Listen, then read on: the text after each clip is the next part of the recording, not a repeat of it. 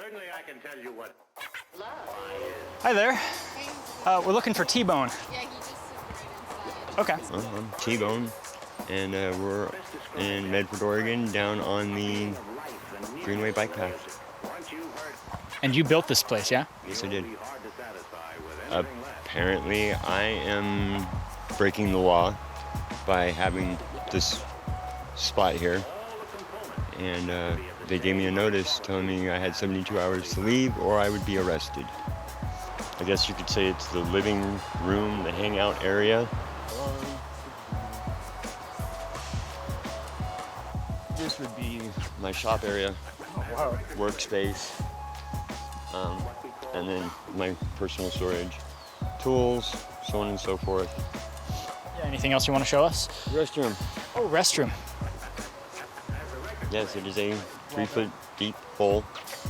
We're a group of lawyers, and Austin is one of our summer legal interns, and we're down here to make sure, there's a lot of unconstitutional activity going on, a lot of inappropriate ways of trying to deal with a very important situation. We're currently suing the city of Medford to try to end the enforcement of this ordinance, and we're down here also to defend pro bono anybody that gets a prohibited camping ticket. Reality being is I know this place is going to go. I've already accepted it. But yeah, I am going to make a stand.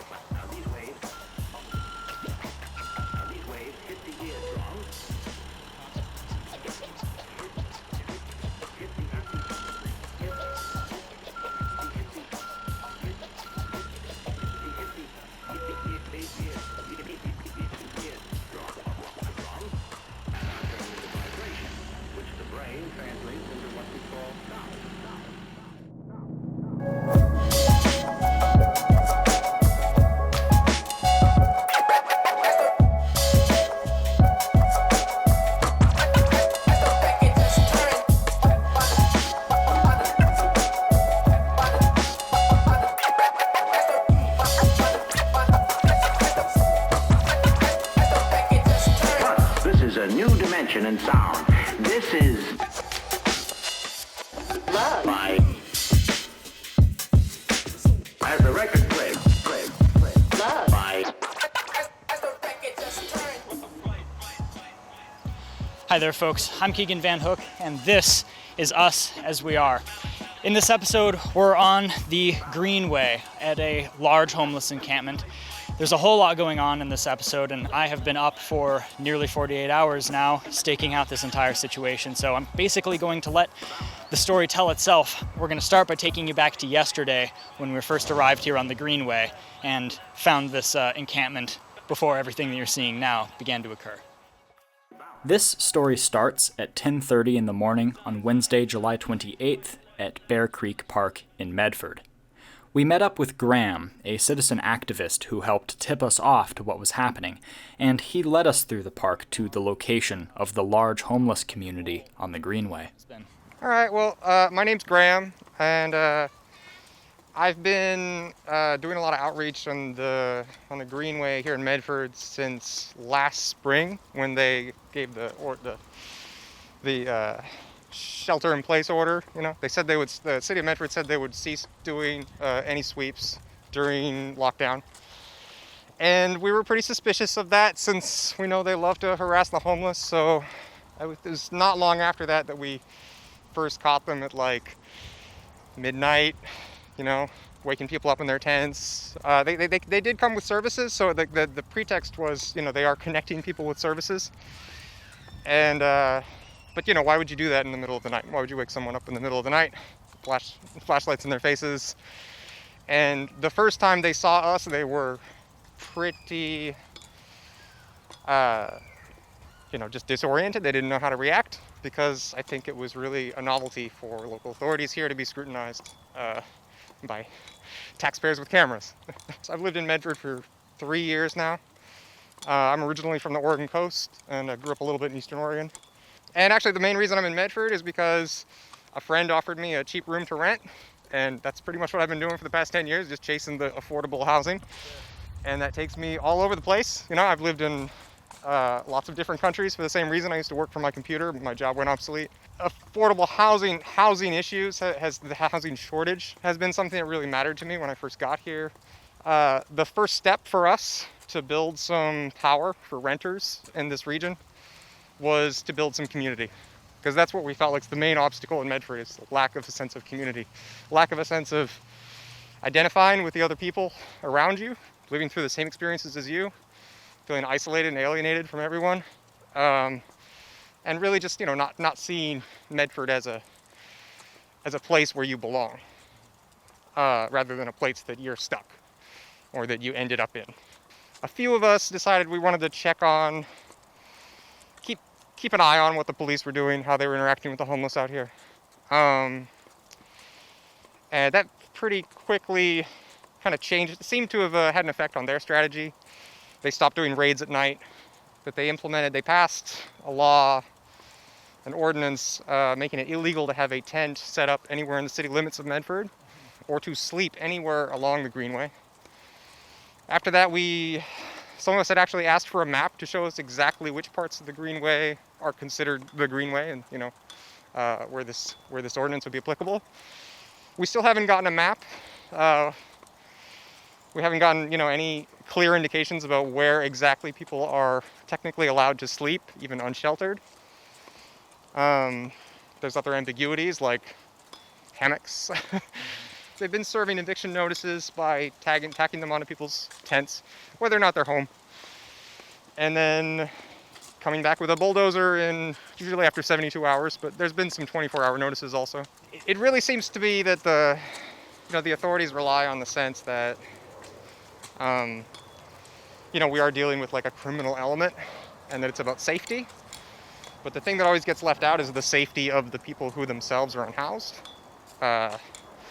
There's a lot of talk about the right of housees, people who own homes or who, aren't unsheltered, to walk safely down, these paths. I go up and down this path every day. I feel safe. But it's people bring up the issue of, well, what about, if you're a woman, maybe you'd feel differently. But the problem with that is, we know lots of unhoused women out here, and we know that they're the most vulnerable ones when it comes to sexual violence. I've been talking a lot. Oh, you're fine. I can go on and on about this stuff. I bet. Yeah, it sounds like you know quite a lot about it and have been involved for a while.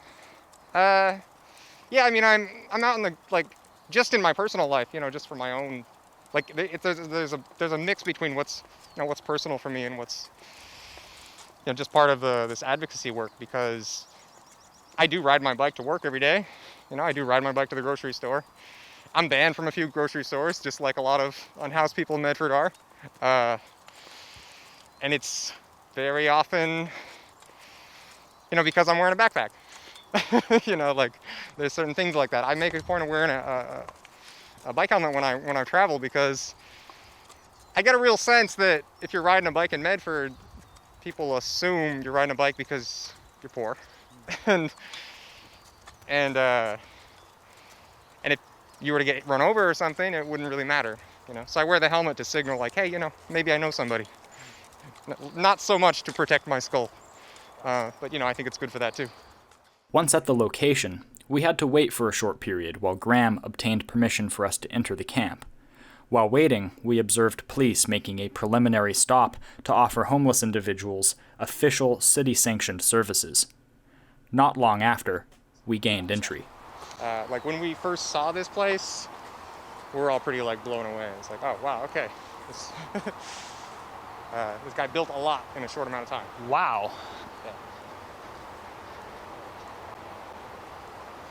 He's doing some serious pioneering. Yeah. Try to not film the tents over here. Okay.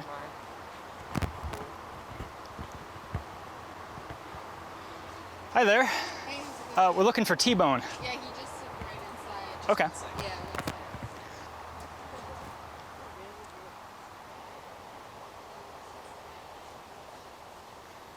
side. Oh my goodness.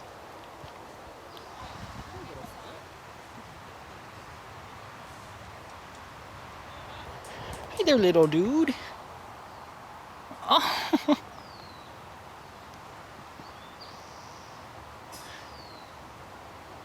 Oh. you are so tiny. You don't have to tell me anything.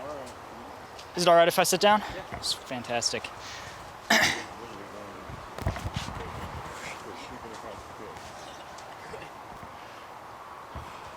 All right, T-Bone, we're on camera already. How about you just go ahead and introduce yourself and explain where we are right now?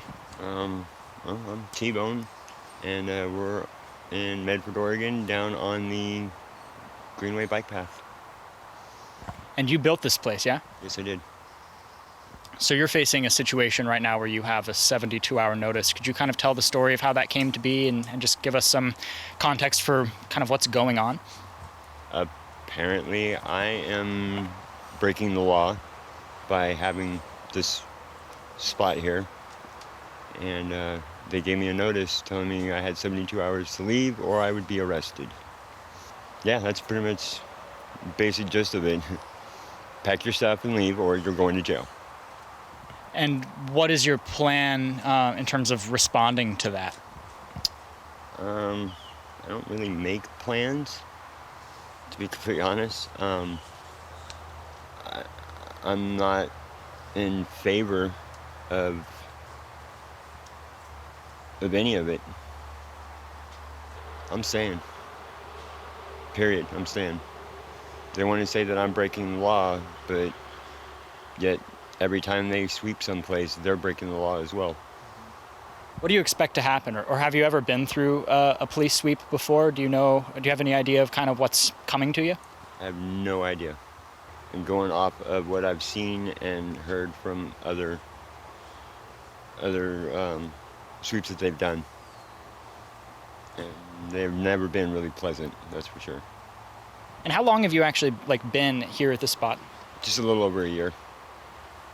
And how does the prospect of having to pick it all up and sort of move all of your stuff, how does that make you feel?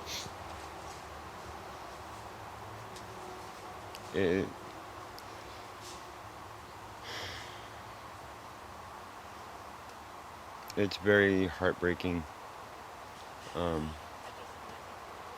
This is my home. This is no different than any of those places right up there. It has a roof, has walls, and life has been lived here. Memories have been made, good, bad, and they just want to take it away. Like it's nothing, just sweep it in the rag, no big deal. And I put a lot of hard sweat, blood, and tears into building this. How did you first end up deciding to build this? Like the situation that you're in general, how did you find yourself here and setting something like this up? It just happened, really. It was just me, my little two-man pump tent, and my bike in a backpack. And that spot right over there, actually. And then it slowly just kind of grew and got bigger and bigger and bigger, and now it's to the point where everybody that's down here depends upon this place because they come to get whatever it is they need. If it's hot and they need water, I got water, I have shade. Doesn't matter. Whatever they need, I make sure that I can get it for them. So yeah, Medford is obviously increasing its sort of the strictness about its policies, especially regarding where we are now on the Greenway. Can you tell me at all about sort of what you think about those rule changes? Well, their narrative does not work. At least it doesn't work for me. They're trying to push this whole, because of the fires, nobody can be down on the Greenway. It's unsafe for us to be down here. Truth be told, fires can start anywhere. I mean, the last 6 fire calls that they got were structure fires. Had nothing to do with the Greenway. They like to say that, well, they offer us opportunities of other places to go and get help and so on and so forth, when their resources are very, very limited, and they definitely do not work for me. Urban campground, can't do. One, it's too far away. I have to stay close to my mother, and I'm not a child. I don't need a curfew. Anything that is religious based and supported, no can do. I had religion forced on me, and I'm not going to do that again. So they can say I'm denying their services all they want, but it's not like they're offering me keys or an opportunity to have my own roof. You know, I have a job, I work, I pay taxes, just like anybody else does. I just cannot get someplace to rent because the cost of living here is way too high, and my rental history is not all that great. So it's very, very difficult to get a place. But that's not an option they've ever offered to me. It's urban campground or a shelter. That's pretty much it. Do you have any ideas for other kinds of services that, like, the city or the county could offer that you would actually be interested in taking up, or that other people in similar situations to yourself would be interested in taking up? No, I mean, there's all kinds of different programs that, you know, you can look them up on YouTube. You know, just type in homeless in wherever, but there's one program that I actually heard of called shared housing, which is where they take a previous homeless person and match them up with a current homeless person based off of like whatever needs, whether it's mental issues or drug treatment, so on and so forth, and they match them up and they live together in like a dorm type setting and whatnot. And so far it's actually had an 80% success rate. So I mean, there's just one idea that I would like to be able to throw at them as an option to try it out, as opposed to just urban campground or a shelter. It's a path that leads towards actually helping the people that need the help and getting them connected with the right resources. Well, yeah, speaking of the police, we saw they were just here. You should just tell us, like, why they were here, sort of what they were doing. Trying to push their narrative again, you know, bringing their resources out and getting their video log of, we have these options for you, we have these resources for you, would you like to use them? No, I'm good. Okay. And that's pretty much it. Would you be willing to show us around your campsite a little bit and kind of explain how you actually, like, set all of this up? Yeah, I suppose I could. Where do we start? Kind of wherever you want to start. We'll just follow you. Because it's actually kind of a mess right now. Normally it's like spotlessly detailed and really clean. But due to the fact that I'm being forced to pack and forced out of someplace that I mind my own business, don't really cause a whole lot of problems. The neighbors actually love me. She doesn't want me to leave. She would be a good person for you guys to go talk to as well. All right, yeah, if you want to show us around, we're all ears, and we'll just follow you wherever you want to show us. Normally I have more signs up on my fence and whatnot, but you know, to be honest, I'm not really sure how all this, it just happened. I didn't plan for any of this. It just slowly progressed and got bigger and bigger and bigger, and the bigger it got, the more these guys would show up down here needing this or wanting that, and I'm always willing to help them out with whatever they need, because I mean, struggling out here, it's hard, and the stresses of the law enforcement constantly being on our back, it just makes it that much worse. I mean, I look at death every day in the face with people overdosing, and it's hard. So this pretty much has just become open to all the community. I mean, anybody coming down the bike path is more than welcome to come down here, and if they need some water, we got it. They need medical, whatever it is. I've always been kind of a caring, giving kind of person. I just don't like to see people struggle, because I struggle enough as it is, and I don't want to see people go through what I've had to. But yeah, this has just pretty much evolved from a little two-man, little pup tent, and apparently I'm becoming a storage unit now as well, because I'm storing other people's stuff here all of a sudden. all the recycling that I need to get taken in, and then water jugs got to go get filled, debris and whatnot. The fence thing, though, that was instigated by law enforcement. They had told me that I needed to downsize previously, so I made my space a little bit smaller. And one of the cops happened to mention, well, you may have made it smaller, but you pushed your fence out. No, that wasn't the case. You make a place smaller, it appears as if the fence was larger. So I went and I tore what fence down I did have, and I built it like it is now to make it more secure and pretty much just to be a smart ass. It's mostly just pretty much storage space, just where I throw stuff, deal with it later.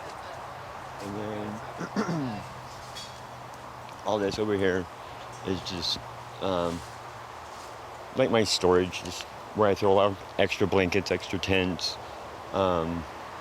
extra hardware stuff for like tents or just all that extra stuff. It's all over there.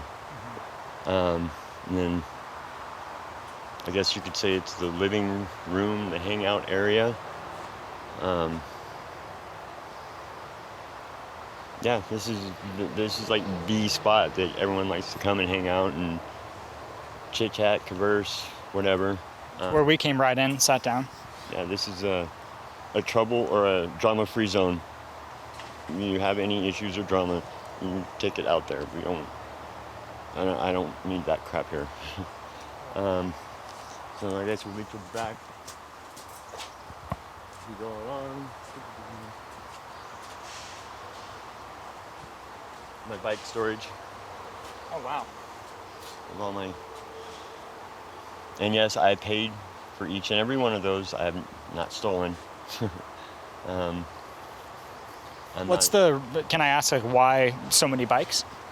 I just have a love for old school bikes. There's a couple of newer ones that are in there that I have plans to build for a friend who is in dire need of a bike. So, but majority of them are older style frames and whatnot, and then all the extra rims and parts and stuff. It's usually because all these guys come down here and they need this or they need that part and I usually have it. So. Cool. And then this would be my shop area. Oh, wow. Workspace. And then my personal storage, tools, so on and so forth. All my chemicals and spray paint, all that good fun stuff. Wood pile from wood that I cut earlier the year, all dried out for the fire pit, which currently we're not allowed to have fires because of the whole fire thing last year. I think, random question while we're going through this, I think you mentioned it a little bit, but what do you think of the sort of the claim or the concept of the homeless encampments here on the Greenway being a reason for like fire starting, fires like the Alameda fire? What's your sort of response to that idea? Can you bleep this? It's bullshit. Period. It's just their PR propaganda to try to justify doing what they're doing. And yeah, I'm not buying it. It's just that. It's just a bunch of bullshit. They just they're reaching for something that's legitimate. Because fire hazards out here, yeah, they are a very serious concern. There are a lot of irresponsible people that don't quite know how to handle fire. So I understand in that aspect of it, but not everybody is a complete irresponsible person. And yeah, they're just it's just bullshit.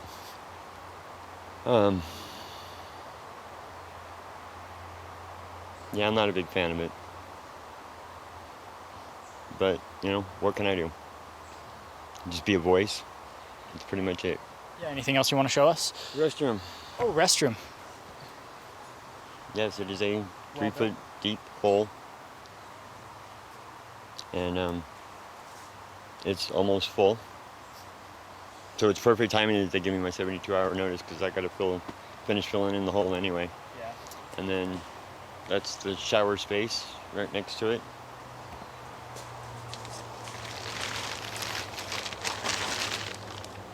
Oh, wicked.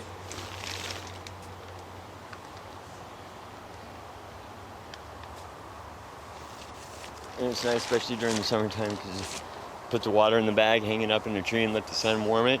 Yeah. By the end of the day, go in, take a nice hot shower. Oh, it's awesome. So yeah, we just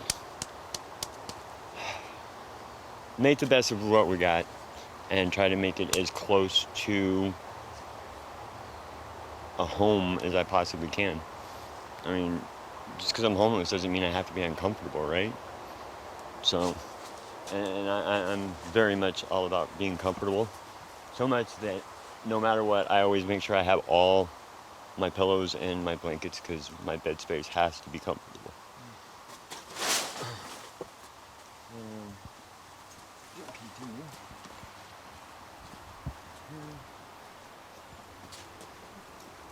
Just more shelf space for random stuff. It's been swapped out for so many different things and whatnot. And then a filling station for the propane, which these guys are always coming over needing propane for cooking and whatnot. Mm-hmm. And then the actual, I guess, living space, if you will. But yeah, like I said, it's kind of a mess. It's got my drum set in there. Yes, I have drums. And my bed.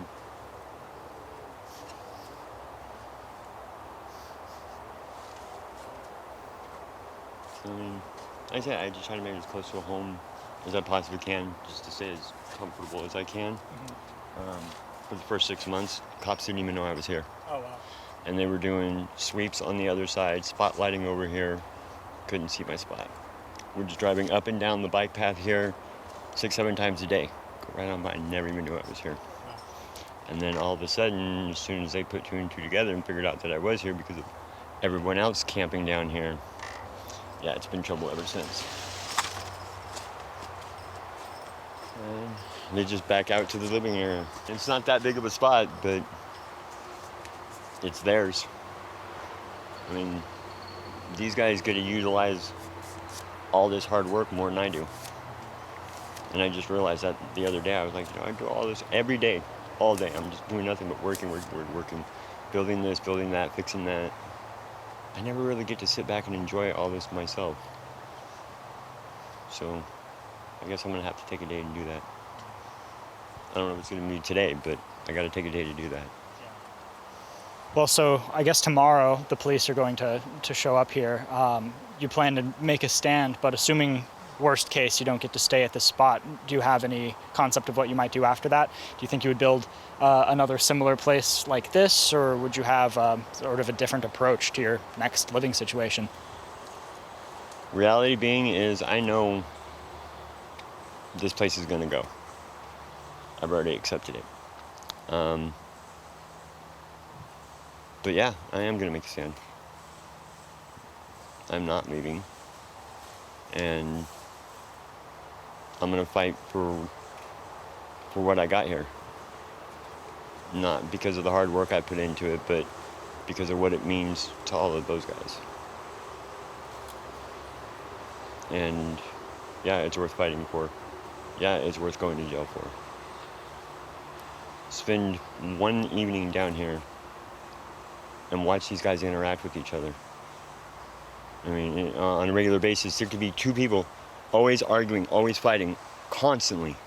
And they come sit over here, and the next thing you know, they're chit-chatting, they're laughing, cracking jokes and whatnot. And then as soon as they go back out, they're right back at the fighting. I don't know what it is about this specific spot, but yeah, I'm fighting for them. So I may lose the war overall, but if I can win the battle, that's still a win. Yeah, they actually pulled a bunch of shopping carts out from down here. We had gathered up the last time when it rained, it flooded, So the carts were coming down this way, and a couple people went running out there, and they were grabbing the carts and trying to drag them back up this way so we could pull them out and get them back up to the top so that we can take them back to where they need to go. And all the trash that they managed to pull out. So there's a big pile of trash out there that I made earlier, and I need to go and get cleaned up. Yeah, I do my part to try to keep it clean. I don't like seeing trash in the water. But it is nice and peaceful, especially like early evening. Sit out here and just listen to the water flow, and watch the ducks and the goose do their mating stuff and fighting and all that good stuff. My mother calls me Michael. My friends all call me Pockets here. Where we are now is the back side of my camp. I really don't want you guys to see the inside of it. It's kind of a mess right now, all kinds of booby traps. But I don't know. I came here to Medford August 18th. I was living with my sister out on the mountain, and I got promised work and all this stuff when I come. Well, I came from Ohio, I guess I should have started with.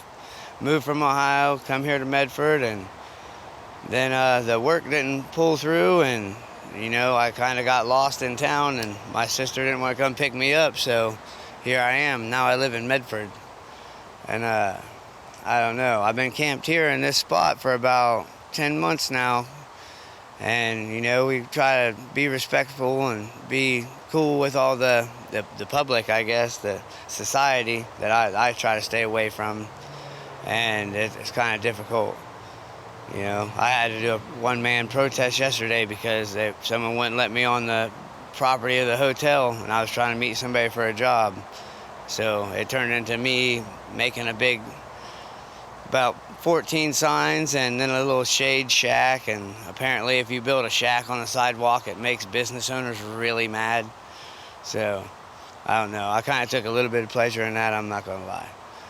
But as of now, the whole thing with the cops is kind of, it's sad to me because there's the protect and serve thing, I remember when I was a kid, I didn't fear cops. I didn't have to worry about them kicking my ass or anything like that, I said hi to them, everything was just normal and cool.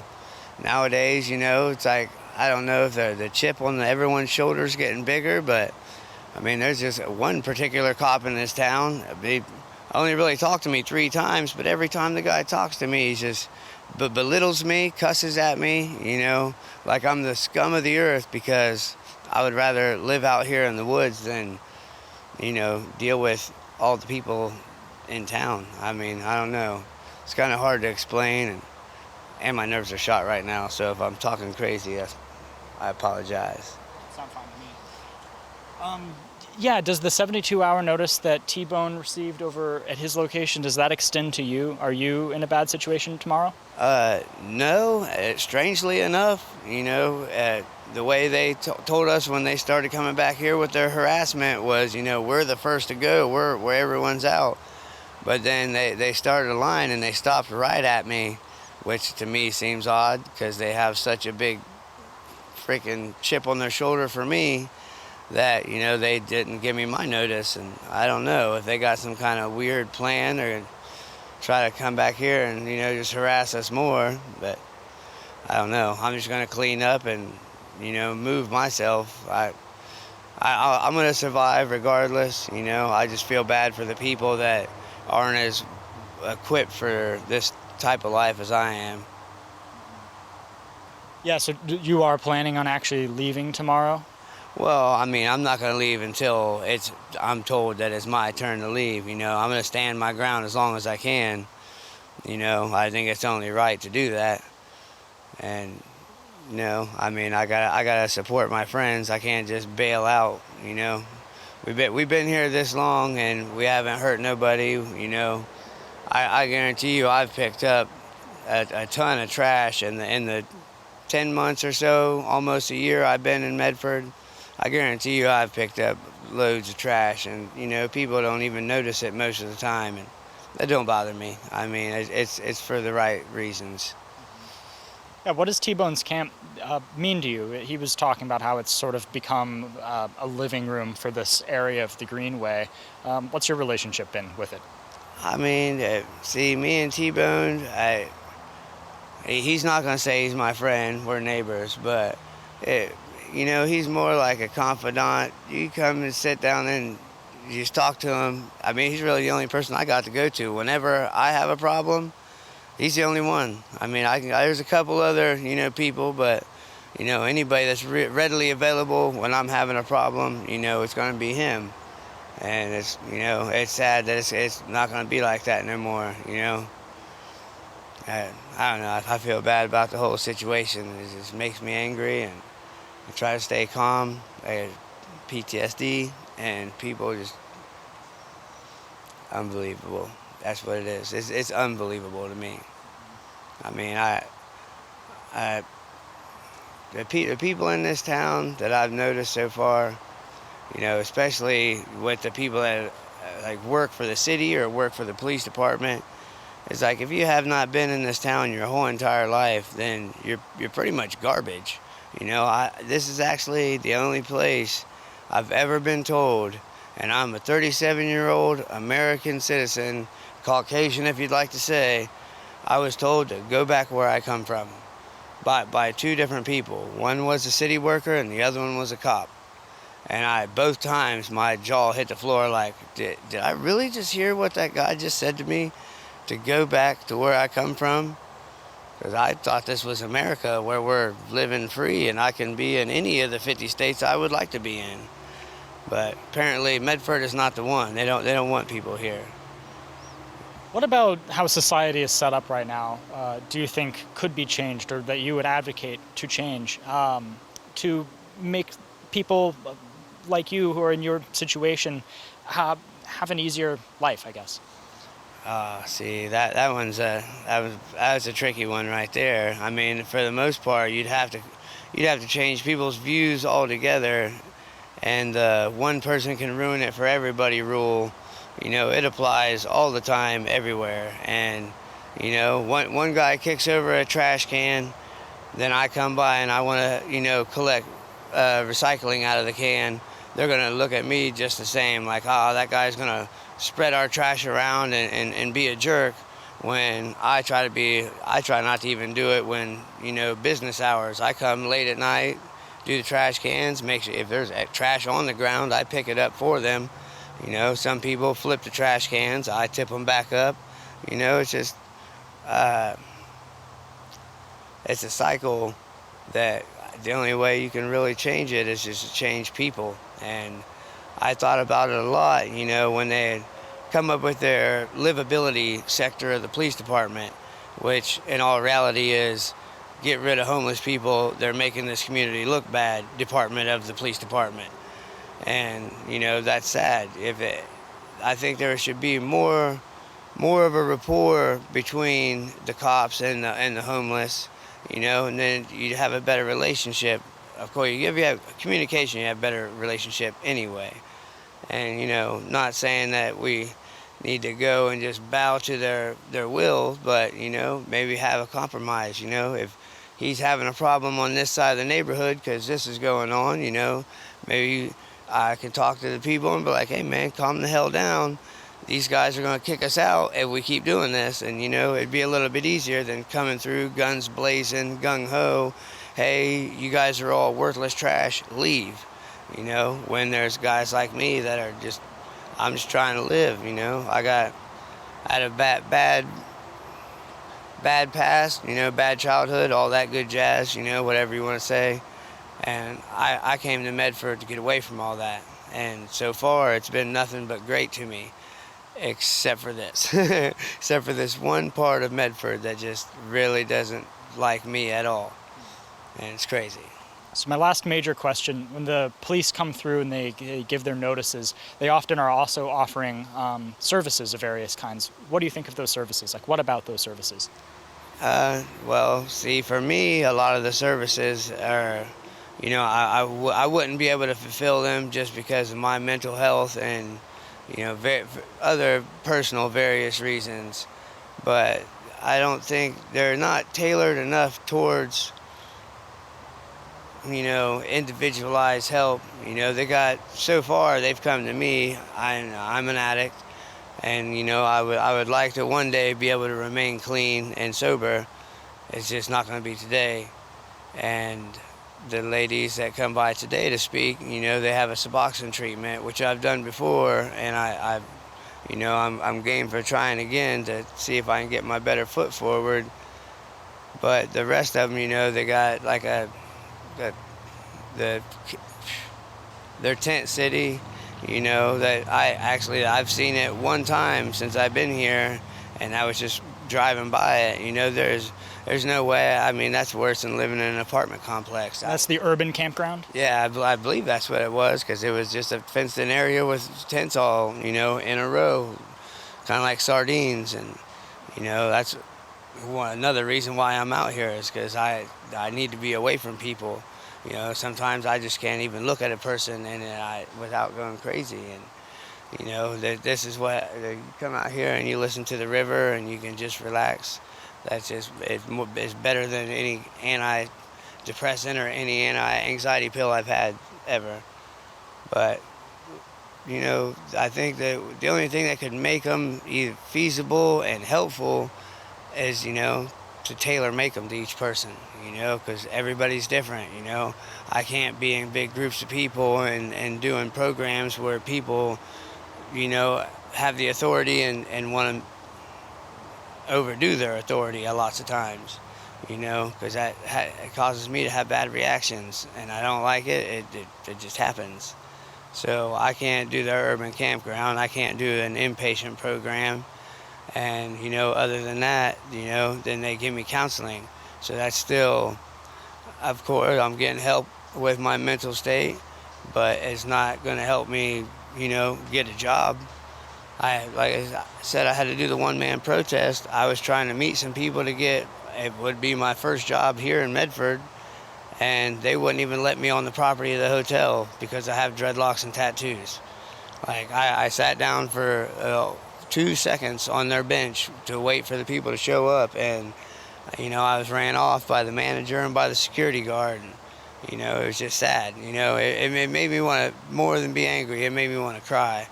Just that people can be so cold-hearted, especially once you talk to a person. If you think I'm there and I'm trying to, get money from people and solicit stuff, but then I tell you I'm there to get a job, I'll sit here peacefully, I'm not going to bother anybody, then why would you still throw me to the curb? That's in their minds, and it's in my mind, and I think that's where everybody needs to start, is, acceptance, understanding, overstanding. Just, a lot of people don't have that around here, and it's kind of sad. All right, folks, one at a time, why don't you just introduce yourselves real quick? My name is Austin Jeandon. I'm Justin Rosas. I'm Justina Lara.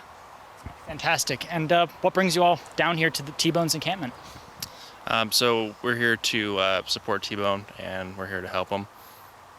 We're a group of lawyers, and Austin is one of our summer legal interns, and we're down here to make sure, there's a lot of unconstitutional activity going on, a lot of inappropriate ways of trying to deal with a very important situation. We're currently suing the city of Medford to try to end the enforcement of this ordinance, and we're down here also to defend pro bono anybody that gets a prohibited camping ticket tomorrow, or honestly anybody who gets a prohibited camping ticket period on the Greenway, because we just see the city's approach to these issues and for me at least, the group legal think, where like a lot of people won't stand out because it's very difficult to stand up for people who are so often reviled by our society, and just making sure that T-Bone has all the legal support that he needs, and anybody else out here has all the legal support that they need. And honestly, even more so than we can offer legal support, but the thing that we can offer that's the most valuable is, like, I love T-Bone, and he is such a caring and loving part of my city and my community. And so just being here and standing by somebody who I see to be a really positive force in my community while he's going through a pretty big trauma, it's important for me to be here. Yeah. I'd second everything he said. I'm an attorney as well. I filed a lawsuit with him. We're really just kind of grew up in this area, and we were kind of disappointed by the way that Medford has handled this issue, and so we're just hoping for a more humane solution to it. Yeah, so you're Justin Rosas. I've actually been trying to meet you for quite a while. Is it all right if I switch spots with you just so I can reach around a little better? Thank you. Yeah, so could you actually tell me how you first got involved in the homeless situation legally here in the first place? I mean, there's sort of a tale of two times, I suppose. I became a public defender in 2007, and you immediately are awakened to the fact that our nation criminalizes poverty. That through every experience, things that you and I might do as normal life, if we're not in that situation where we're impoverished, we're getting a pass from society, and so many people here are being written citations, disenfranchised, pushed back down to the bottom. And so that was the eye-opening experience for me. I mean, I also grew up in some poverty, but I think those were eye-opening experiences for me that began it. More recently, to be quite honest, I give a lot of credit to the young activists that have been working out here. Meg and Sam Becker, Meg Tenon and Sam Becker came up to me pretty early on. They knew that I was interested in issues like this, and we began having meetings. And at that point, we just started walking the Greenway and talking to people and trying to figure out what was going on and what their hopes and what the barriers were, and just sort of try to listen a whole lot. So there was a lot of walking and listening. Of course, there's a lot of legal research and meeting with the attorneys that did Boise versus Martin and Blake versus Grants Pass to also get up on the law section of things, but just a lot of walking and listening. And then a good friend of ours who's been working with us closely, a guy named Jim Yarbrough, really also did a ton of walking just to talk to people. And so having those meetings, hearing of the sweeps that were going on last year during the pandemic, knowing how triggering, traumatizing, displacing, and disrupting that is. And, to an extent, I think watching what happened at Hawthorne Park just furthered all of that. And so, being out here and seeing people like T-Bone and understanding how we're treating people in that situation makes it obvious that this is like the most expensive non-solution ever. So it's not going to fix anything, and it's the most costly thing, whereas treating people with like a certain level of humanity and respect, and honestly just honoring their basic United States constitutional rights would be less expensive and also more likely to help people that want and need help, So that's been the course of the lawsuit. Obviously, since filing the lawsuit, there's also been a lot of other, a lot of media and other things that have gone on. Yeah. So you filed this lawsuit on the basis that the way that Medford is enforcing its homeless policies is unconstitutional. Could you kind of explain the details of that? Well, I mean, it's pretty obvious when you decide to treat people like property and chattel and move them around on the basis of a fear for fires that they're not creating, and you quiet their voices and act like you can talk down to them and not really understand them. You've not only become moved into unconstitutional territory, you've moved into inhumane territory. And so, I know the people that drafted this rule, I know the pressures they felt they were responding to, and I also know their attitude towards personally interacting with people that might be different than them. And I don't find them to be, they're not out actually doing the sort of soul-seeking, looking for information that they may not already know. They feel like they have the solutions. They have a meat cleaver, which is law enforcement and the jail, and they'd like to put a little garnish on the side and pretend like that's a really good system for dealing with people that are unhoused. And to be honest, it's ineffective, expensive, dehumanizing, disenfranchising, and it disrupts the very fabric of our society. I mean, I also think that having police fulfill those functions in our society is part of what creates the disenfranchisement from our society that we saw in record numbers last year on the streets protesting the system.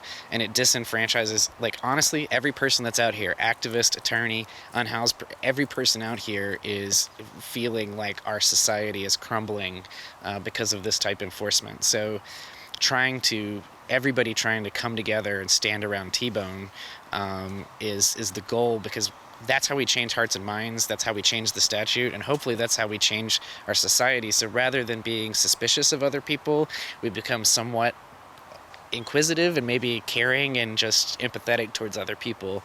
And we don't see a lot of that. I mean, on the Greenway. T-Bone has been, since he spoke out, has been treated very poorly. I know I've had Proud Boys in my parking lot since we filed this lawsuit. And so there's just a lot of pressure, negative pressure on these folks that are out here suffering. And we really need to surround them with care and not expect anything back. I think that's a big part of it. So that all being said, in terms of policies for Medford, what do you think would be better? What would be an alternative? Well, I mean, right now, So I grew up a Baptist preacher's son in Tennessee with religion forced on me, and I love my parents, but T-Bone has the same experience, honestly. He grew up in a very religious family where it was kind of pushed on him. I mean, if you're telling people you need to be ashamed of yourself, you have to believe in a particular religion, you have to show back up by 9 o'clock, we're going to search your stuff, I guarantee you none of us are going to choose, like, hey, I'll live in an apartment complex where they make me go to church for a religion I don't believe in. I'll live in an apartment complex where they tell me when I can eat, drink, shit, piss, and they search my stuff and I have to be in at 9 o'clock. I call that jail. And so that would feel like jail to any one of us or our families. And the idea that, like, hey, we have a resource for you, it's an outside jail, is just not a real resource. So no matter what, the first thing you got to do is eliminate, like, you don't have to go to church. You don't have to be back at 9 o'clock. You don't have to let us search everything that you have. What we're doing is we're offering space for people to live that are unable to live in traditional environments. And I think also just a whole lot more empathy and understanding in every law that we construct. I mean, one thing that's if somebody wanted to build a new mansion near Lithia Park, there'd be a variance in a minute.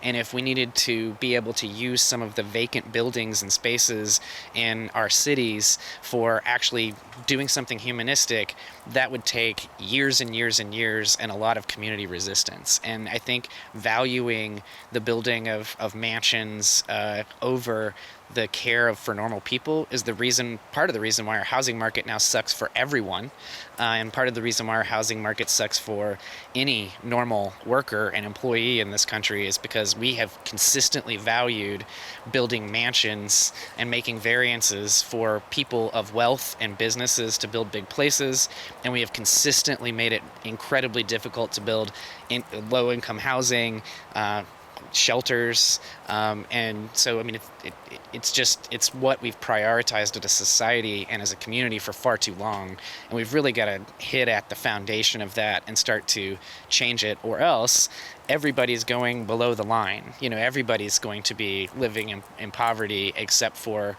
a very select few who have won, I suppose, usually by having resources at their birth. That's usually what causes that. So a 72-hour notice was posted 2 mornings ago. I guess it goes into effect tomorrow morning. Can you give us some idea of what will happen or what you expect to happen when that notice is up? I expect that a lot of people's hearts will break. I expect that the Medford Police Department will come out and they will attempt to destroy everything that you see here.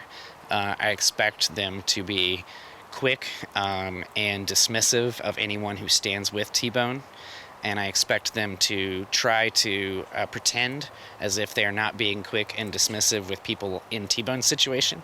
I expect that they will do what they have done around the city since this statute was passed, which is they will show up, make a videotape as a show for 5 minutes, and then start to destroy this place using all the tools that you would expect. And and I expect to immediately be adding plaintiffs to the civil lawsuit against the city for the people whose property is destroyed here tomorrow, just as we've started to add names from across the creek when that happened and from Railroad Park when that happened. So, and I honestly expect T-Bone is the kind of person who brings this community together and has done so much caring and heartful work to bring this community together that I also expect that you're going to see an outpouring of emotion from everyone that knows anything about what's going on out here, because it is a true tragedy in our community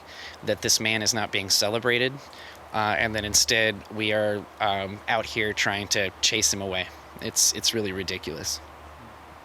All All right, well, and the floor is open to all three of you. Is there anything that I didn't ask about that you guys want to mention or that you feel we should know? I mean, I think another thing that's really interesting is like empowering T-Bone would be very useful to our community because he's actually like better in many ways, better at, he's quite talented at being able to resolve disputes between other people that are out here. I think that it's really sad that we don't spend more time noticing that and rewarding it.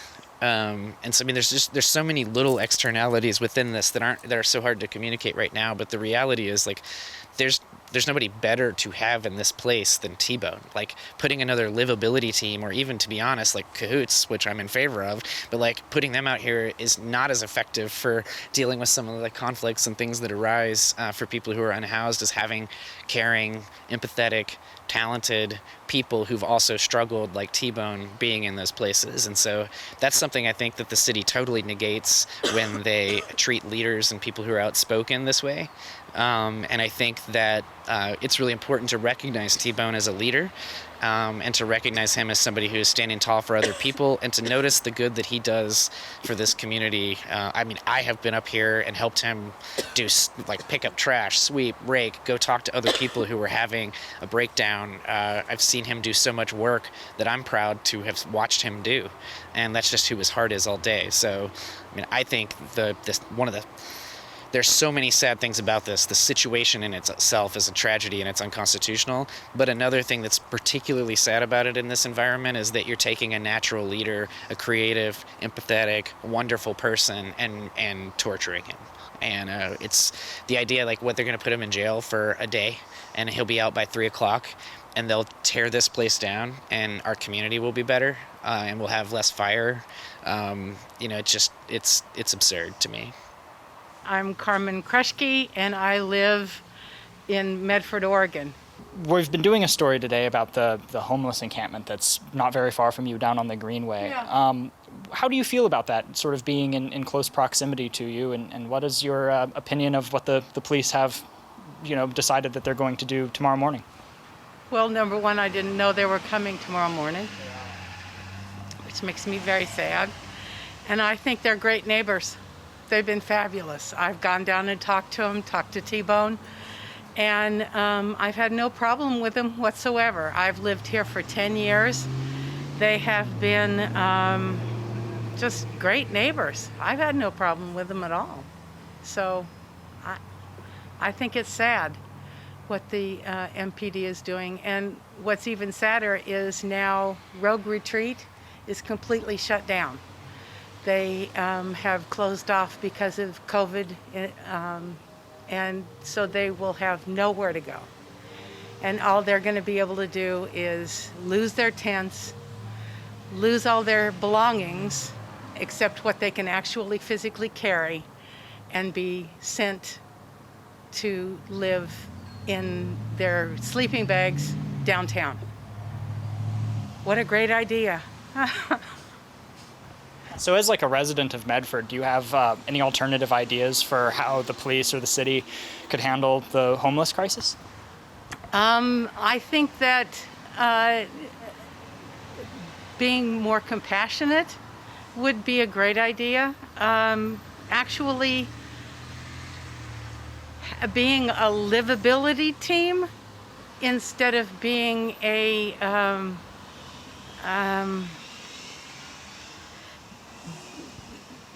being a mean team. I'm sorry, I can't think of the word. It seems like they are more in the process of being a hunt and destroy. And it's just breaking my heart. These neighbors of mine are humans, and they are doing nothing to harm anyone. They are simply living their lives. And some of them are Alameda fire victims. They are just human beings doing the best they can to survive. And they are being treated as subhumans, and they are being treated as though they are the scourge of the earth. And it's back to the 1930s when it's the us and them place, and it's not. We're all God's creatures, and we need to take care of each other. And I don't understand why. I don't understand this behavior. If we don't take care of each other, who's going to take care of me if something happens? They have been more than gracious in helping me, and I try to take care of them at the same time. So. Do you have like an example of a time that they helped you, like you said? They have come up, and I have gone down there and said, anything I can do to help you, let me know, and they have done the same. They have come up and they have picked up trash when others. This area is great for leaving hikers coming up and people coming up and parking and emptying out their cars of trash and leaving, and they come up and pick up the trash and throw it in my trash can. So they've been very good about that for me. I'm really grateful. You know. You mentioned the Alameda fire, and I wanted to ask, the city sort of, when they made the ordinance about no longer camping on the Greenway, sort of the primary reason they cited was fire danger. What do you think about that? I think that they are using that as a great excuse. I think that they are saying that they're afraid of those people being the ones that are causing the fires. And I can tell you that I watched my neighbors, my housed neighbors, setting off fireworks this year into the sky, illegal fireworks up in the sky, in the trees. And none of the police were doing anything. None of these neighbors have set any of the fires, but they're the ones that are being penalized. But these neighbors who are setting off fireworks that are $2,000 a piece, supposedly, that's the fine. They're fine. Yeah, it was amazing to watch. Was there anything that I didn't ask you that you would like to say to us, or that you want us to know about your relationship with what's going on? I just know that T-Bone has been very cognizant of any problems that are going on down there. He has made sure that they were quiet. My neighbors have been very quiet down there. I haven't had any trouble. I've watched them cleaning up trash and taking it onto the Greenway so that it could be picked up, and I've watched it sit there for days as the city employees left it sitting. And I also watched the city employees the last time that they did the picking up the homeless, kicking out the homeless. I listened to the city employees screaming foul names at some of the women as they were sitting across the way. They were screaming foul names at the women and laughing. Two of the city employees sitting on their trucks. It was horrendous. So, yeah, there's a whole ethic among the city employees here of screw the homeless. We're going to get them out of there, and then our city park is going to be back. And it hasn't been bad. A lot of these neighbors have been here for a long time, and I've had not a trouble. I've had 2 chairs disappear in 10 years. That's it. I have no beef. Later that night, anticipating police action in the early morning hours of Thursday, the crew and I returned to the Greenway to conduct a stakeout. Stakeout supplies, they're essential. You have to have them. If you don't have Doritos, your stakeout will fail.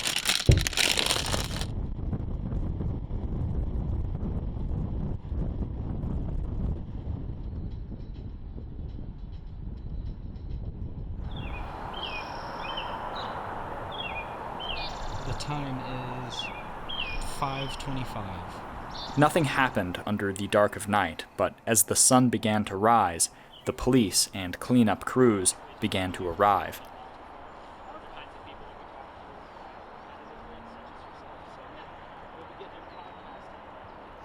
Okay, so what's happening here today?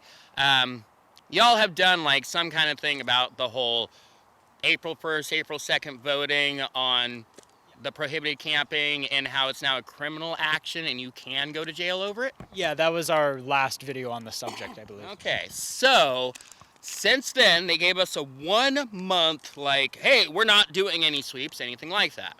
After that month was over, every single Monday except 1 week, which was a holiday, they come in on a Monday and they will post 7 to 10 campsites because they have checked with the Kelly Shelter and with the Urban Campground and with one other thing to see how much is the available bed space, right? Because they have to legally and lawfully have an opportunity, a place for you to go in order to say you can't do this here. You know, that's already a federal decision and they're trying to abide by that. So Kelly Shelter might say we have 4 beds and the Urban Campground goes we have 3 and they're like, yes, we can target 7 tents, right? These same officers that come out, they're the police livability team, and they're supposed to come out, and they come out like 2-3 times a week to each and every freaking campsite. So the idea concept that you have 7 beds means that you can post 7 campsites is fucking absurd. Because you can come down here and you can go to 7 different campsites and count the people in there and you can go, wow, these 7 campsites have 12 people. The police know this. And yet they only have 7 open beds, but they'll post 7 campsites. Right? You see how the numbers don't add up? Sure. Yeah, so that part, they're wrongful already. You know, you have 7 open beds, you can tell 7 people. Here, you gotta move along. Right? So they're already breaking that, but they're doing it in such a way that, unless you actually call them out on it, it looks like they're doing what they're supposed to be doing. So they come out Monday, 7 to about 8:30-ish. They post 7 to 10 places, and then they'll come out 2 or 3 times a day until Thursday. Just push. Hey, you gotta move along. Hey, we will arrest you. Up until now, no one has stayed beyond the 72 hours. Every single one of these, I think it's 8 sweeps we've done now. Every single one of them, every single person has left. And this is the first one where we have people that are not only not leaving, they're being supported by advocates. So there's going to be some activism and actual protest and a group movement of no, we're not moving. And that's what's different this time around. And with that being said, what do you expect to go down here in 15 minutes or so when the police are scheduled to show up? I fully expect for them to come in, say hey, start looking around, realize what's going to be happening here at the T-Bone thing, and then they'll probably tape off from, right around there, the whole fucking path, all the way down and around, and you will just barely be able to, see what they're doing in the distance. Right. That's really what I think they're going to end up doing.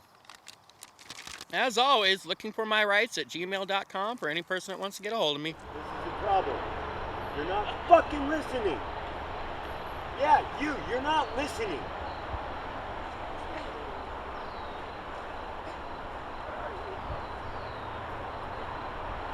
I just inherited a part of an inheritance that was supposed to go to my father that went to me because my father's dead too. Okay. I don't want to be exterminated. That's like how I'm feeling. No one wants that. No one wants you to be exterminated. Okay. Did you get stuff packed up, or did you not have stuff packed up? I could use a garbage bag so that when somebody comes through here, it's not going to be so shitty. And if you guys take anything into a holding for me, it's not going to be a bunch of crap. Well, I can do whatever you need. One big huge garbage bag should be plenty. Okay, I'll get you some. Thank you. Anything else you need? I just need you to respect my name as Christine Marie. Okay. And I would appreciate that. And if you could spread the word to your brothers and sisters out there with you today, that would be great too. Okay, I'll do that. Thank you. You're welcome. Did you need something from me? Sorry. That's my attorney. I mean, it's a really depressing scene out here right now just because all the people that I've been talking to in this area for months are incredibly stressed and unsure of what to do. You know, I think that it's really hard too because so many people, obviously, a lot of people care about this situation. And I think that's even, in a way, that's a burden that's hard to accept for the unhoused just because they're going through so much trauma right now. That being close to care and love is somewhat unique. So I'm really grateful that these folks are all out here. But then I'm also kind of like talking to and watching the folks that I know, and it's just a really hard morning for them. And so last night was kind of the same. And I think that the number of people that are here, the fact that the media is here helps soften the blows, actually. And then at the same time, it's just a really devastating time. I mean, T-Bone's place is a beautiful place, and also just this little community that's propped up doesn't have anywhere to go today. We're going to have an emergency weather day here in Jackson County. They're going to open the cooling shelter, and at the same time, they're going to be stealing possessions from some of our most vulnerable people and throwing them all away. So it's just a terrible, it's really sad to watch. I feel secondary trauma coming on myself, and I'm not in the spot where it's like, where I'm dealing with the situations that my clients or that our unhoused neighbors are dealing with. So grateful for the people that are out here, but also just really stressed and scared for the people that I know that are out here they're really in crisis right now, as you can hear. So, yeah. That interaction that we saw between the livability officer and that person over there, is that sort of the run-of-the-mill? Is that standard, or was there differences to how things would go if there weren't cameras rolling? Because there was a lot of cameras on that interaction. Yeah, I mean, things are a lot more aggressive and derisive. I mean, the body cameras that you see when people aren't around are a little bit more shameful, judgmental, quick. And so we're seeing a lot of patience. Obviously, that's a change we all want to see, and so that's a good thing. And then at the same time, we'd like to see that when the cameras aren't around. We'd like to see that when people aren't around. We'd like to see that when people aren't as charismatic, maybe as T-Bone, and people living in areas that aren't as easily accessible as this. But yeah, I mean, I think we're seeing a kinder interaction right now. And whether that will persist throughout the morning, I don't know, but certainly that... Sergeant Kirkpatrick was aware that he was being filmed by multiple parties and trying to say as little and as kindly as possible, I think. And so I did notice some difference between that and some interactions. I've seen interactions of violence, so certainly that was much more calm than that. Last thing, what's your role this morning? Kind of what are you going around and doing? I support T-Bone in any way I can, including just being here. My law office is going to have a presence down here all day, with the idea being that there will always be a lawyer observer here as well. Being involved in the city civil litigation and then being involved in the defending of a lot of prohibited camping tickets. We want to see what's going on.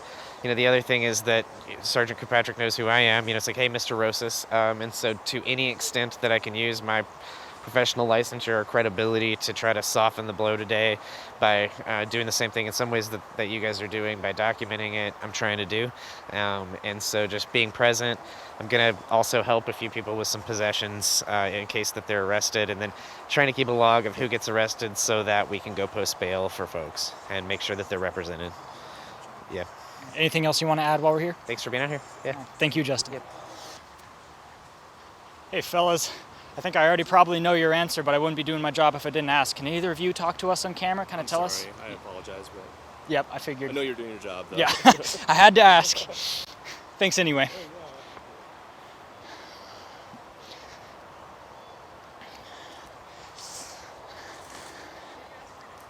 Yeah. He was just like, oh yeah, you can't.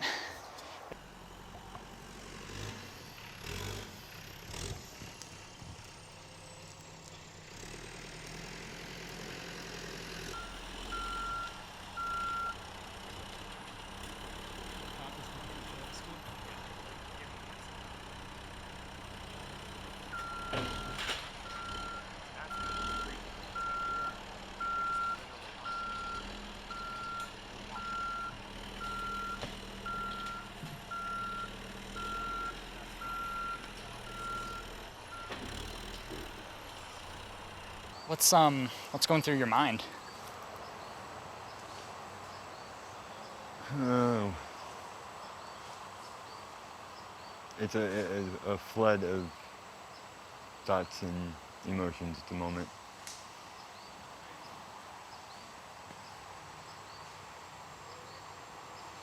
Not really sure what to think. I know that this right here is illegal though. Illegal as hell. It's inhumane. And the way that, I mean, just look at the way they're handling this stuff. Like, yeah, whatever, no big thing. Screw the fact that, you know, we're destroying somebody's life.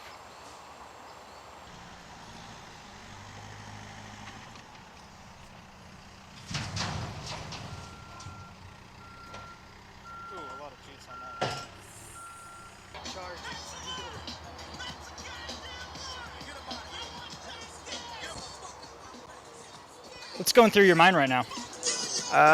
Man, I can't allow anybody to be mistreated. And, you know, I'm not very much for violence myself. So I think I try to use my tools that I've been given to the best of my abilities. So I feel right now that I'm a strong pillar of this.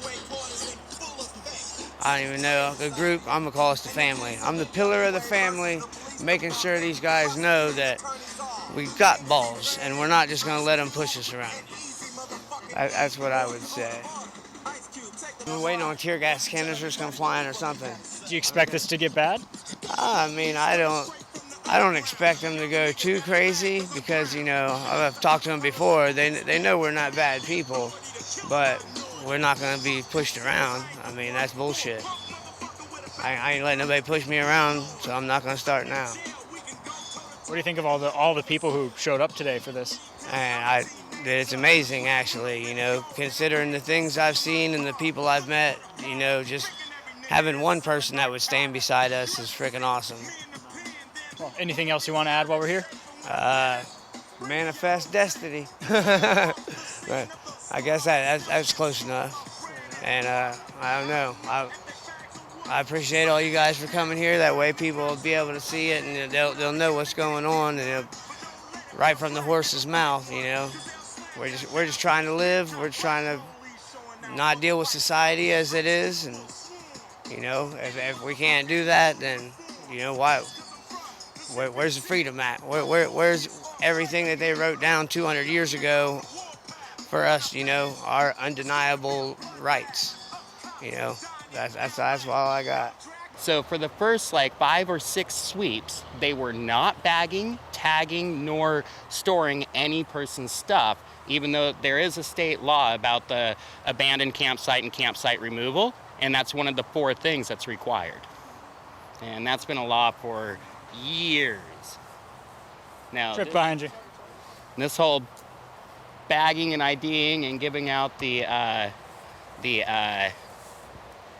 docket number or whatever it is, you know, the ticket stub thing, that really is new. And do you think, why do you think they're doing that today? Well, it's not just today. It's been the last couple of sweeps. They've been doing it, and right before then, they were doing it upon request. But that's not what the law states. If it's abandoned property, they're required to retain it for 30 days. You know, because, hey, maybe you ended up in a hospital. Maybe you got arrested for some other thing. You were found not guilty and released after 14 days. You know, why would you lose all of your stuff that was there when you got arrested or when you fell over with a stroke or whatever, right? No, there's reasons behind it, and they just don't freaking care towards homeless people. And it's the same crews that, you know, last year when they got an abandoned campsite, they do it. You know, they followed their laws. But when it came to the mass sweep, somehow that's different. No.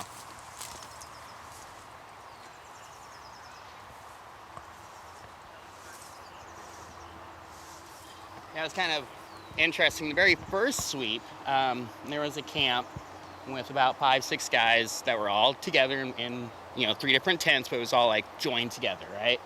And last dude that was there, I got really good footage of how they were destroying campsites initially would be they'd come in and there'd be like, you know, a 10 by 10 pop-up in a tent, right? And they would collapse the pop-up, remove the tent poles, collapse everything down, roll it over once, come in with the backhoe, grab the whole pile and put that in the dump, all right, in the container. This kid, in, you know, getting out the last stuff that is salvageable that he, you know, wanted to keep out of everything that you can pack on your back, what do you need when you've accumulated a tent's worth of stuff, you know?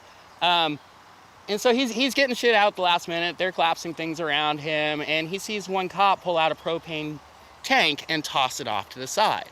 Well, that's because you can't throw away propane tanks into the dump, right? There's safety laws regarding that. And so the kid's like, oh, okay. And so for the next minute and a half, as they're coming out with coming in and taking like loads away, he's diving in and pulling out propane cans and tossing them out. He's pulling out car batteries, right? These are two things you don't throw in a dump, right? Cops don't freaking care. They know that you're homeless. They know that you're living outside. They know you're using propane. Yet, nope, don't even go in the tent. Just collapse this shit, roll it up, throw it away. No, it was us recording that and then making very pointed posts about how stupid, negligent, waste of taxpayers' money, how there is a standard of work ethics that you have to maintain, and that was subpar, way subpar.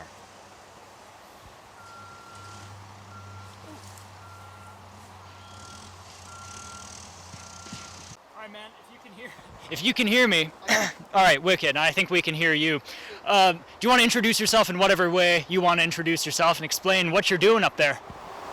All right, so I am going to remain nameless if that's all right, and I'm up here to raise awareness about the sweeps in this camp, and just to be a general, just kind of, raise awareness, be up here, be eye-catching.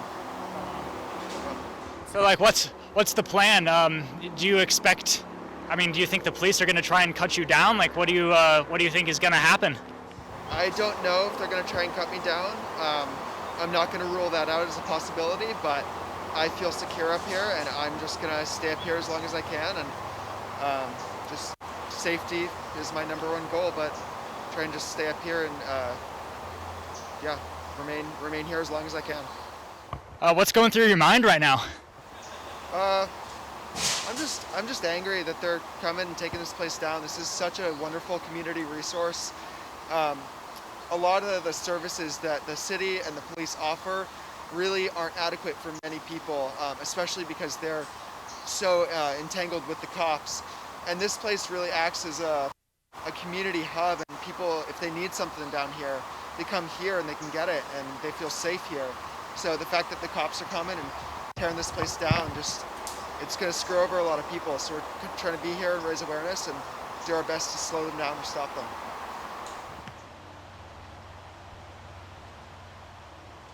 Say, Pockets, what did you all just talk about with the police officers there? Well, I already knew that I was going to have to move, and I told them, when I told them I would clean it up, you know, and it didn't used to be this bad of a mess around here, as you guys can see. I do a lot of building and a lot of repairing, so a lot of stuff just like showed up overnight one day. So I figured I could be respectable enough and clean all this stuff up for them at least.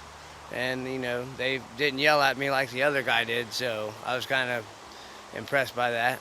Those guys are a couple of the ones that are more reasonable and easier to talk to. But there is one that just does not like me.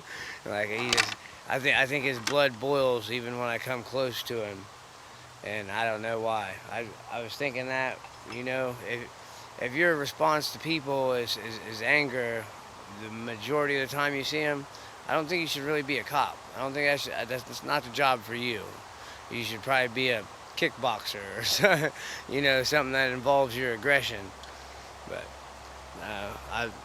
I'm okay with having to clean this up. Like I said, most of it is mine, a lot of it's other people's, but I didn't assume they'd come back and help me. They didn't help me build it, so they ain't not gonna help me pick it up. But that's pretty much where I'm at right now. Definitely does, yeah. Some interesting experiences. Things are changing.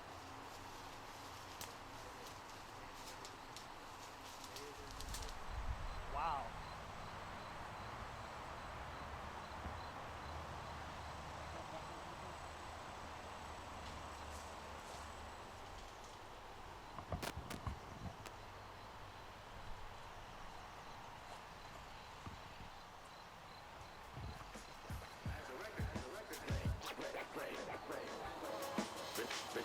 Well, folks, we've been here on the Greenway for like 25 hours now. We expected to see the demolition of this encampment back here by the police, but it seems that for today, that isn't going to happen as the cleanup crews just left. They did remove almost all the encampments from over in this area, but it seems that for now, that's going to end up doing it for this episode. With that, I've been Keegan Van Hook, and this is Us As We Are.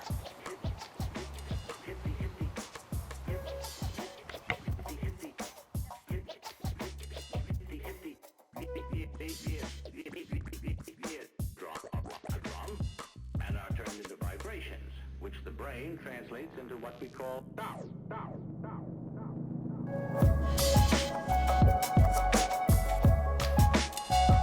Thank you to our major Patreon supporters, Adam, Alex Zendejas, Amy E. Van Hook, Daniel Van Hook, Elizabeth Austin, and T. Langdon. If you appreciated this video and want to support us in continuing the Us As We Are series, please consider becoming a contributing member on Patreon. Patreon members get access to bonus content, as well as an exclusive Discord server where you can communicate with me, the crew, and other fans of Us As We Are. To contribute, visit patreon.com/sailorboymedia. Additionally, you can leave us a one-time donation of any size at paypal.me/sailorboymedia. For more information or to contact us, go to sailorboymedia.com.